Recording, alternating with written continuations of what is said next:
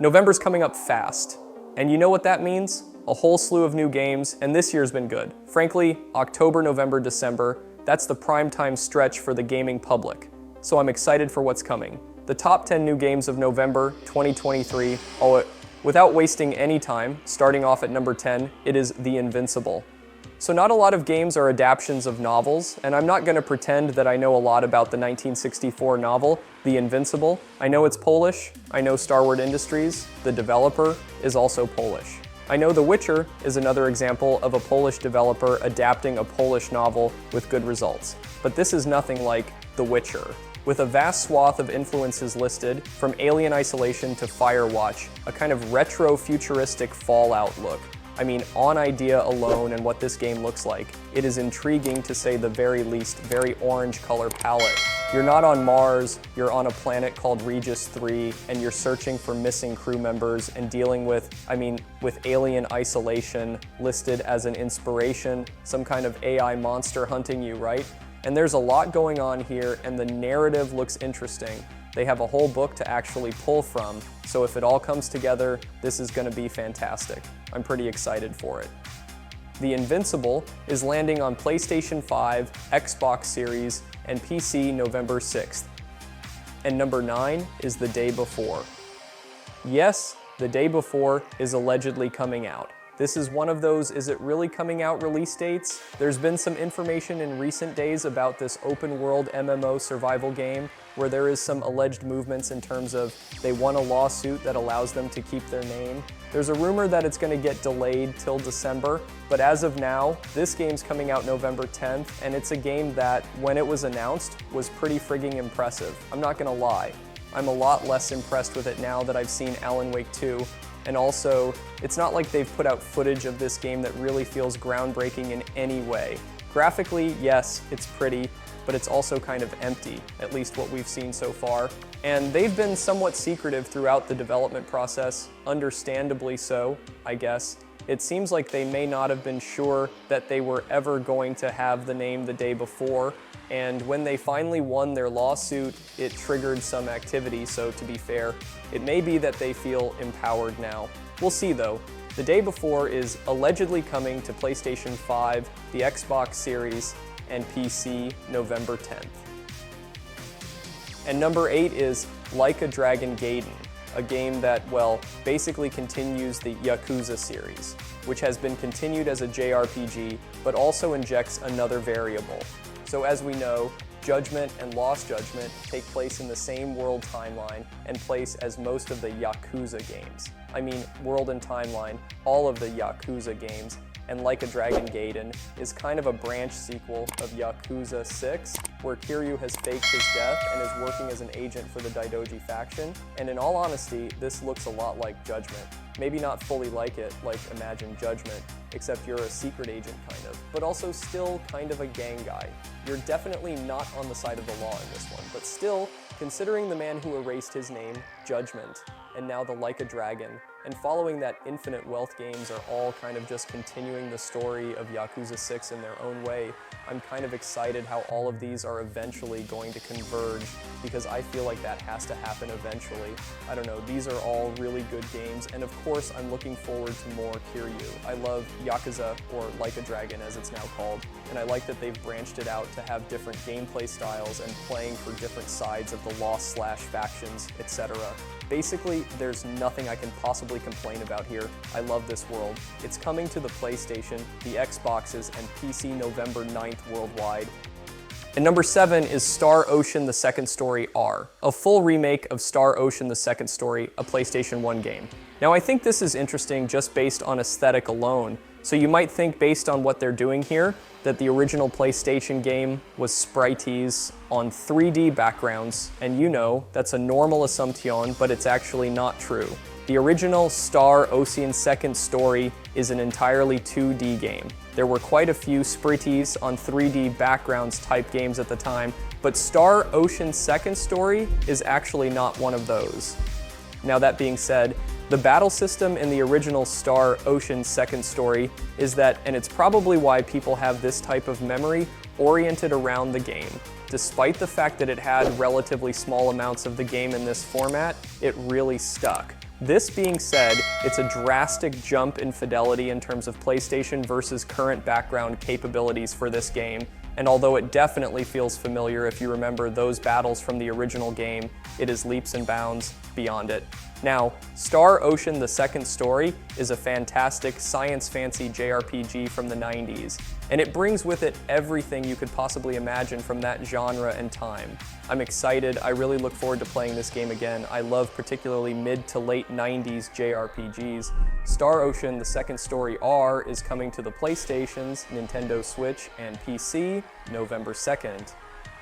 And number 6 is the Talos Principle 2, the follow-up to the first-person puzzle game that, frankly, came out quite a while ago, almost a decade, 9 years ago in 2014. I guess the best way to describe Talos Principle is a philosophy puzzler. A lot of the stuff that you know from Portal exists in the Talos Principle, but in terms of its scope of narrative, it's a lot heavier than Portal.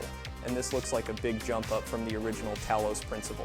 First off, it's a lot prettier, for reasons that are probably obvious. It's been a decade, but even for people who don't love the narrative, Talos Principle was a good puzzle game, and to be frank, I'm looking forward to more of that. Now, I'm not saying that the story is bad or anything. I actually like the story quite a bit, but even just as a puzzle game, Talos Principle was top-notch. Talos Principle 2 is coming to PS5, Xbox Series, and PC on November 2nd, and number 5 is Persona 5 Tactica, a game that, just to be frank, is a little confusing in terms of what it wants to be. So let me lay it out. It's not Fire Emblem. I know that's probably what people immediately think when they think JRPG goes tactical. It's actually a lot closer to XCOM. And for my money, that's a good idea. It is significantly more cartoony than even Persona 5. I've seen even a lot of Mario plus Rabbids comparisons, which, I mean, Mario plus Rabbids, awesome, great sort of XCOM type tactical game. Lots of its own ideas as well. Also, very different aesthetic, obviously.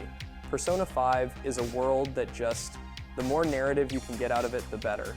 It's really, really a dense, enjoyable world, and I'm excited to jump back into it.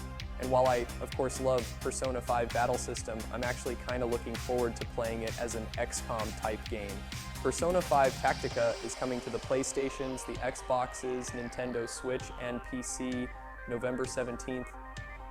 And number 4 is RoboCop Rogue City, a game that I think people have been kind of confused about because, first of all, first-person shooters are often about challenge.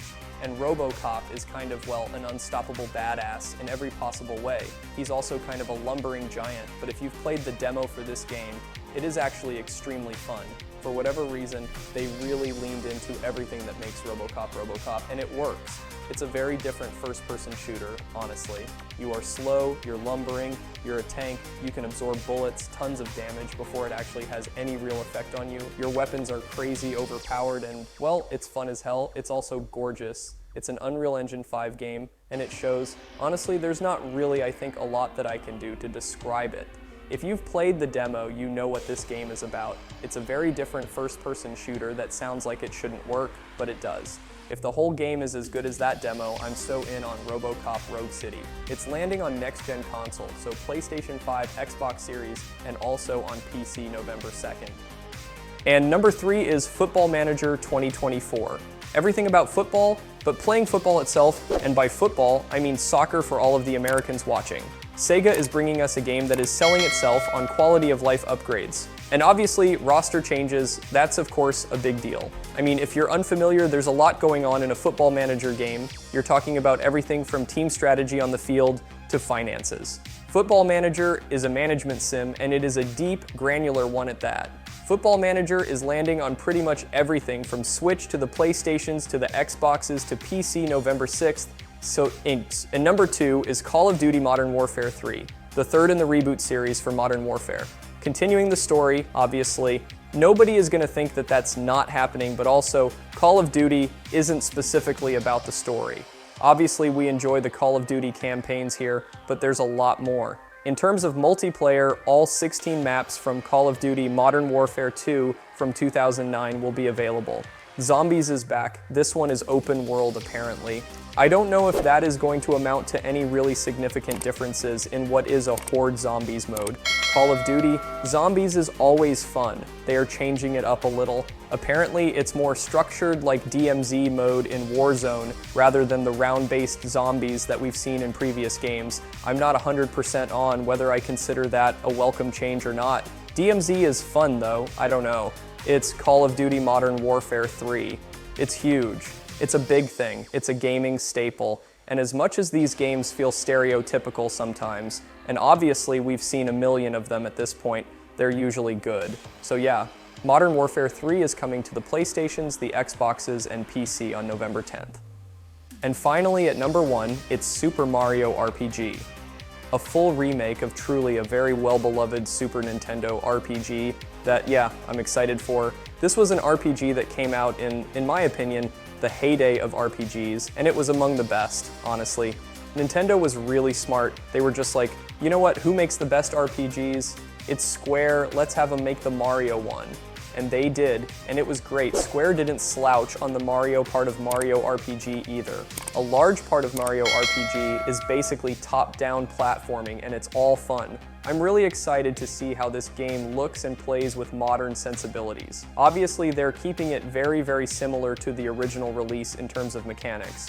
It's still isometric, and I think that's the right way to go. That said, everything looks much more full of life and enjoyable than ever before, and it was a pretty game on the Super Nintendo, to be frank. This is, of course, a Switch exclusive, so everybody with a Switch who wants to play Super Mario RPG is going to be doing it on November 17th. Now there's a couple of bonus games for you. Naruto X, Boruto Ultimate Ninja Storm Connections. That's a mouthful of a name. It's a 3D action fighting game. It looks pretty kinetic and action-packed. That's going to be landing on the PlayStations, the Xboxes, Nintendo Switch, and PC on November 16th.